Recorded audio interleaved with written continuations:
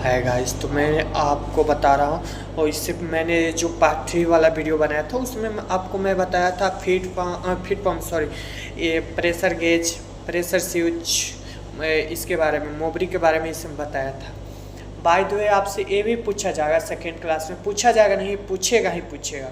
आपसे ये पूछा जाएगा कि जो आप फ्यूल यूज करते हैं उसका जीसीबी क्या है। तो आप अगर हस्क यूज कर रहे हैं तो हस्क का जीसीबी होता है 2800 से 3500 तक के बीच में रहता है।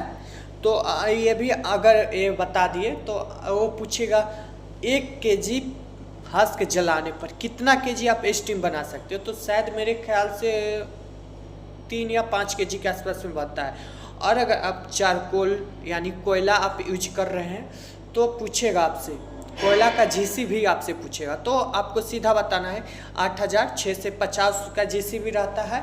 और उसके बाद वो पूछेगा कि 1 केजी कोयला जलाने पर कितना केजी स्टीम बनाते हैं। तो आपको बताना है कि 11 केजी स्टीम हम बना सकते हैं।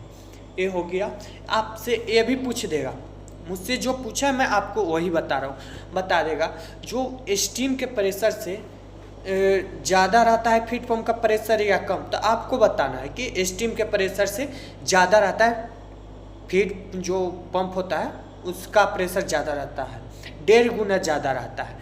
अगर आपको डिटेल में समझना है तो आप मुझे कमेंट में बताइएगा, मैं आपको उसको समझाने का कोशिश करूँगा। ठीक, मैं आज जितना मुझे जानकारी है मैं उतना आपको बताऊँगा।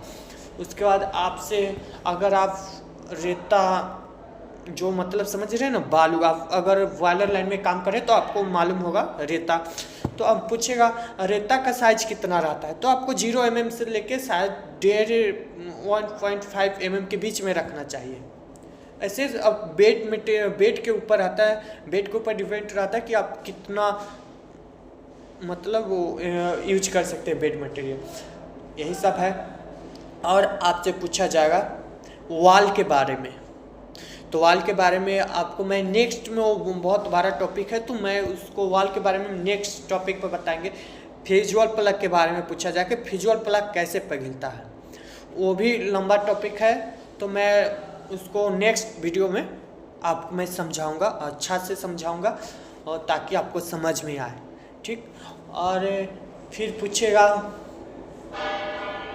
आपका, आप जो फायरमैन है अगर, तो आपका काम किया क्या है, आप क्या क्या काम करते हैं, फर्स्ट क्लास के मतलब किसके अंदर में रहते हैं वो आपको बताना है। तो हम पार्ट 4 में आपसे 5 में बात करते हैं। ठीक, जब तक के लिए बाय, धन्यवाद।